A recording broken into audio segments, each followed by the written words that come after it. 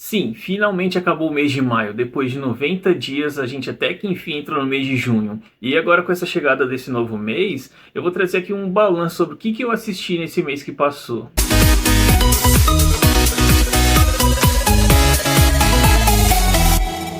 E aí, pessoal, beleza? Cisco aqui de novo e seja muito bem-vindo ao Fandom Prime, lar de todos os fandoms. Se você quiser fazer parte desse fandom também, se inscreva aqui no canal.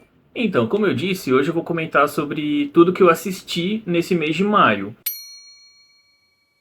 Começando pela parte de séries, eu comecei o mês de maio logo terminando de assistir Steven Universo Futuro. Desde o ano passado, eu tenho procurado assistir séries curtas. Aí eu procuro ver, tipo, séries de 10 a 20 minutos. E no final do ano passado, pro começo desse, eu comecei a assistir Steven Universo. E, naturalmente, agora eu consegui finalmente chegar a Steven Universo Futuro, que é a sequência meio que direta de Steven Universo. Caso você não saiba, Steven Universo conta a história do garotinho Steven, que convive no mundo de Gems. Gems são esses seres ultra mega blaster poderosos, feitos a partir de luz, que são imortais, que se mudam pra Terra, para viver entre os humanos. Daí na série original, que seria o Steven Universo, acontece todas as tretas lá, blá blá blá blá blá blá, e encerra com o Steven salvando o universo. Steven Universo Futuro então começa a partir do... Tem um filme entre Steven Universo e Steven Universo Futuro. Tem um filme que se passa logo depois da série, e meio que o filme é um prelúdio pra série. E o Steven Universo Futuro vai se tratar da vida do Steven já adolescente, lidando com o que ele vai fazer da vida depois de ter salvado o universo. Pensa que o Steven era um super ser desde que nasceu, teve uma infância muito conturbada e depois de todos os traumas que ele passou durante a infância, os problemas estão reverberando agora na sua adolescência. Então, nesses 13 episódios, isso foi abordado de uma forma genial, assim, que não foi da forma que você esperava. Outro ponto positivo também em Steven Universo Futuro foi a maturidade como eles abordaram todos esses problemas e a evolução dos personagens como um todo. E a segunda série que eu trago aqui é Patrulha do Destino. Depois de muito tempo enrolando para começar essa última temporada, eu finalmente comecei a assistir a última temporada de Patrulha do Destino. Acontece que depois da pandemia, quando eles produziram a terceira temporada, a qualidade da série caiu bastante. A terceira temporada até que teve sua qualidade, não vou dizer que foi terrível, mas não foi a mesma coisa do que a primeira e a segunda.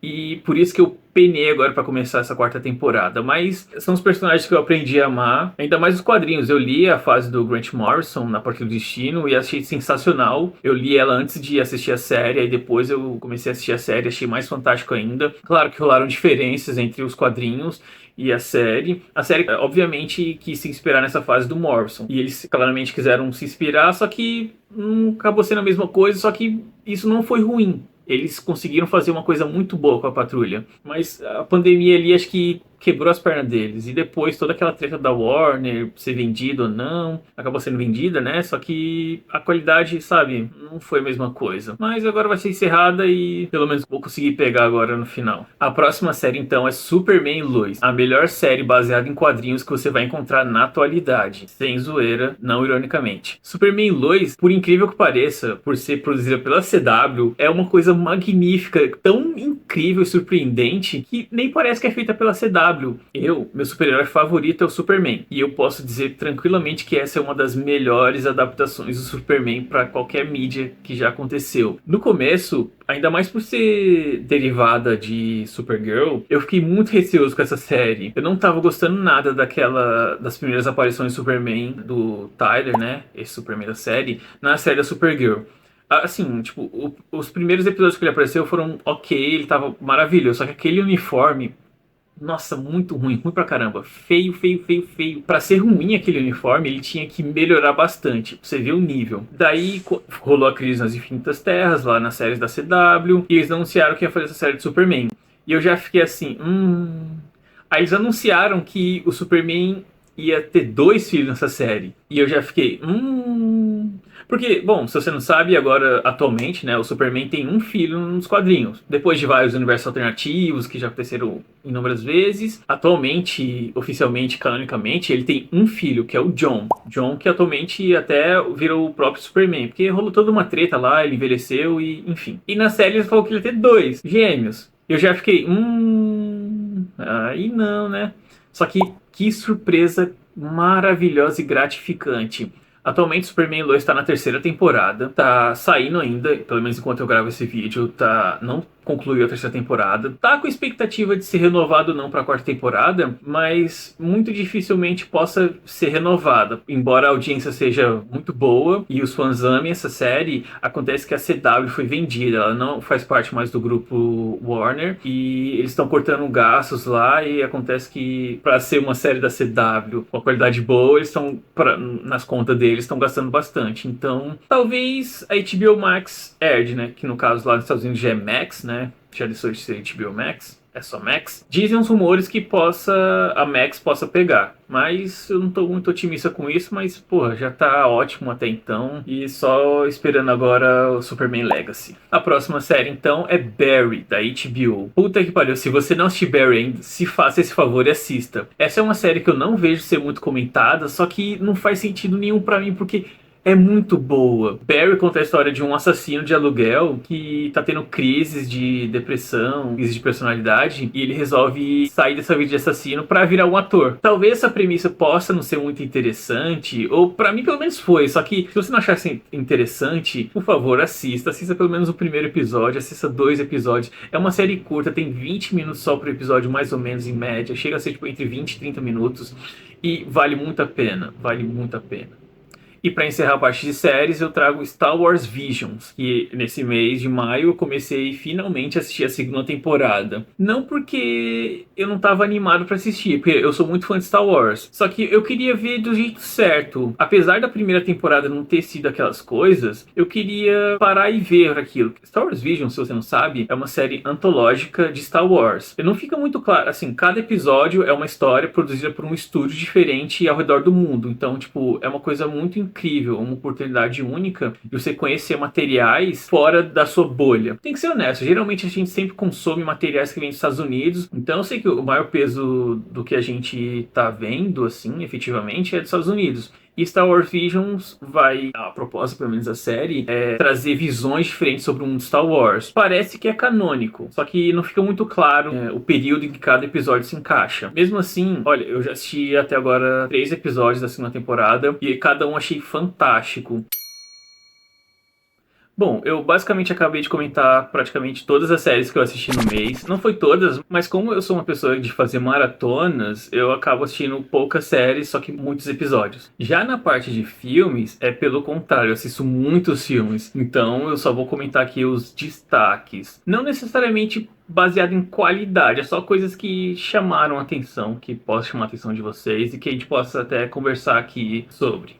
Então, logo no primeiro dia de maio, eu fui no cinema assistir Super Mario Bros. Eu não achei lá essas grandes coisas. Eu também não tava com muitas expectativas para assistir esse filme do Mario, porque eu sou uma pessoa da SEGA, então eu prefiro Sonic do que o Mario. Mas pelo trailer, que não me pegou, eu só fiquei interessado, porque eu achei muito bonita a animação, ainda mais por ser uma coisa da Illumination, o estúdio por trás dos Minions. É engraçado, eu gosto dos filmes do Minions, do meu malvado favorito, pela história. A animação não é destaque pra mim.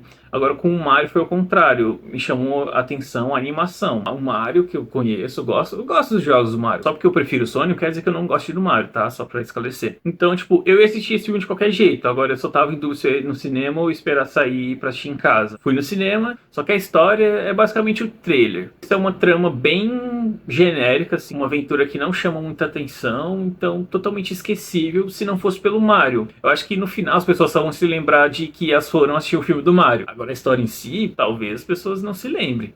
Eu pelo menos agora tô lutando aqui pra lembrar o que aconteceu nesse filme. E nesse mesmo dia que eu fui assistir o filme do Mario, eu também fui assistir o filme Caverna do Dragão, ou Dungeons and Dragons: Honra entre Ladrões. E esse filme sim me impressionou, porque eu não esperava nada desse filme. Na verdade, eu tinha medo de que fosse uma porcaria, porque pelos trailers ele parecia muito pra mim aquele filme do Rei Arthur e aquele filme do Robin Hood com Taron Egerhart, que mesmo não sendo filmes ruins, não totalmente ruins, porque eu não acho eles tão bons assim também. Eles são legais de assistir. Se assistir uma vez já tá ótimo, porque são meio genéricas, mas são legais de assistir. E eu tava achando que esse Dungeons and Dragons ia chegar nessa mesma pegada, só que não, foi totalmente ao contrário. É uma aventura gostosa, você se envolve com a trama, com os personagens. Eu, pelo menos, me senti como se estivesse jogando RPG com os meus amigos, participando daquela aventura. Fugindo agora desse meio nerd, eu trago o filme Talvez Uma História de Amor, de 2018. Esse filme me surpreendeu, porque ele é nacional, né, brasileiro, e eu encontrei por acaso no catálogo da HBO Max. E eu li a sinopse, e eu sou muito fã de filmes, histórias de amor, romance. É uma história bem gostosinha, assim, sobre um cara que tem toque, ele é focado na rotina dele, e ele recebe uma ligação da menina terminando com ele. Só que ele pensa de, porra, mas eu não tenho namorada.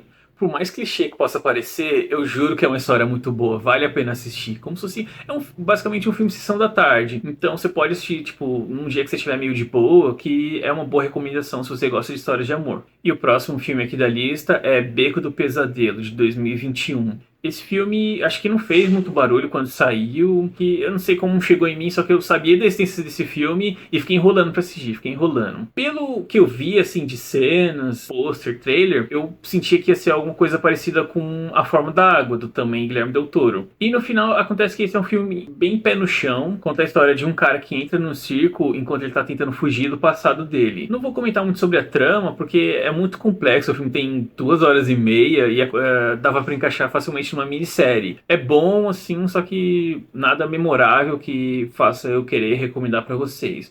Eu posso dizer pelo menos que se você gostou da Forma da Água, vale a pena. Se você gosta de filmes de crime, mistério também, então acho que é uma boa pedida. E se você tiver coragem de assistir um filme de 2 horas e meia? E mais agora perto do final do mês, eu assisti Velozes e Furiosos 10. Sim, a família se reuniu mais uma vez. Olha, pra ser bem sincero, eu não tava esperando nada desse filme, nada. Porque o 8 eu achei uma porcaria, o 9 eu achei pior ainda, pra lá de porcaria. Então, pra esse 10º filme, eu tava, pelo amor de Deus, acaba de uma vez com essa franquia. E acontece que foi uma surpresa, porque não foi de todo ruim. Assim, se você acompanha Velozes e Furiosos, você sabe o que esperar de um filme de Velozes e Furiosos. E como eu falei, esses 2 últimos filmes não foram lá coisas muito boas em termos de qualidade, em termos de nada. Mas como eu não tava esperando nada, eu acho que o filme acabou sendo bom até. Assim, de novo, eles estão desafiando todas as leis estaduais, federais, leis da natureza, leis da física, tudo quanto é lei eles estão desafiando e indo contra. A história, tipo, é aquele genérico de sempre de Velozes e Furiosos pra fazer esses caras correrem e se baterem e explodirem carros. Mas eu curti, assim, o Jason Momoa é o vilão desse filme agora, eu achei que foi um ponto positivo do filme até, mesmo ele estando muito caricato, eu gostei dele no filme. Mas, por exemplo, teve um filme da Netflix, que eu vou esquecer agora o nome, acho que Coisa dos Sonhos. Eu vou colocar aqui o nome do filme, que tem o Jason Momoa. E eu achei ele muito caricato no filme também. E isso me incomodou bastante naquele filme. Só que no Velozes e Furiosos agora ele tava do mesmo jeito e não me incomodou. Eu achei que, tipo, combinou com a história ali e fluiu pra mim. Outro destaque pra mim também nesse Velozes e Furiosos 10 foi o John Cena, que pra mim tava fantástico. Ainda mais depois de eu ter assistido o Pacificador. E se você não assistiu o Pacificador ainda, se faça esse favor e assista, é muito bom. Mas olha só que engraçado, quando eu assisti Velozes e Furiosos 9, ainda não tinha assistido Pacificador, e o John Cena no filme, eu achei ele bem qualquer coisa, assim, bem o personagem genérico, a atuação genérica, totalmente esquecível. E depois de assistir O Esquadrão Suicida e Pacificador, eu olho o John Cena com outros olhos. Quando ele apareceu no Velozes e Furiosos 10 agora, mesmo sabendo que ele já tava na franquia, eu fiquei assim, caraca, John Cena, John Cena! Então, pra resumir aqui a história, Velozes e Furiosos é a galhofa de sempre, só que é um filme feijão com arroz. Você precisa consumir esse tipo de filme de vez em quando. E pra fechar o mês, eu assisti Shazam, Fúria dos Deuses. E olha que decepção. Assim, eu já tava decepcionado desde o primeiro filme, porque esse Shazam, ele começou sendo baseado naquele quadrinho dos 952 do Shazam, escrito pelo Geoff Johns. Esse quadrinho do Shazam, que saiu nos 952, é uma história que eu tenho muito apego emocional, porque foi uma das primeiras que eu li. Ela saía lá no mix da Liga da Justiça, e foi na época que eu tava começando a entrar nesse mundo de quadrinhos, eu tava começando a colecionar. Então, além de ser uma história muito boa, ela tem uma carga emocional pra mim. Então, quando eu fui assistir o filme, eu tava com a expectativa lá em cima, e o filme acabou jogando ela lá pra baixo, porque eles adaptam algumas partes até que bacana, interessante, só que eles cortam dos quadrinhos as melhores partes, as partes que trazem mais peso emocional pra história. Então, no final eu consegui, tipo, separar a minha, tipo, a pessoa que adora aquele quadrinho pra encarar aquilo como uma adaptação. E sim, a Shazam Shazam é um filme divertido, se diverte, só que não é uma coisa que vai mudar a sua vida. Então, pra esse Shazam 2 de agora, eu não quis criar muitas expectativas. A minha expectativa em cima dele era baseada no primeiro filme, então eu esperava a mesma coisa, ou uma coisa melhor, né, naturalmente. Só que eles conseguem desperdiçar totalmente o potencial que eles tinham. Porque o Shazam é um personagem muito interessante. Pensa só que é uma criança no corpo de um adulto super-herói. Se você já assistiu aquele filme do Tom Hanks, Quero Ser Grande, você sabe que é um filme muito bom, que diverte, que entretém. E Shazam era pra ser aquilo, só que numa temática de super-heróis. Então, se você pega isso e soma mais todas aquelas questões que eles trouxeram no primeiro filme, que, sabe, um potencial ilimitado que eles jogam fora. Jogam fora e, pra piorar, eles escolhem o caminho mais manjado possível e fazem dessa história uma coisa super genérica e totalmente esquecível. Então, pra mim, Shazam, Fúria dos Deuses é um baita potencial desperdiçado. Mesmo que, pra ser honesto, ele entretém até. Não tanto quanto o primeiro filme, só que ele diverte um pouco, assim. Enquanto você assiste, você tá ali, tá naquela vibe, só que depois totalmente esquecível, genérico, tão genérico que você vai esquecer depois. Então, potencial totalmente desperdiçado. Então é isso, pessoal. Comenta agora aqui o que vocês viram nesse mês de maio, qual foi o destaque, qual foi a decepção. Vamos trocar uma ideia aqui agora. Não esquece de curtir o vídeo, se inscrever aqui no canal. Também pode comentar críticas, elogios, sugestões. Valeu e até mais.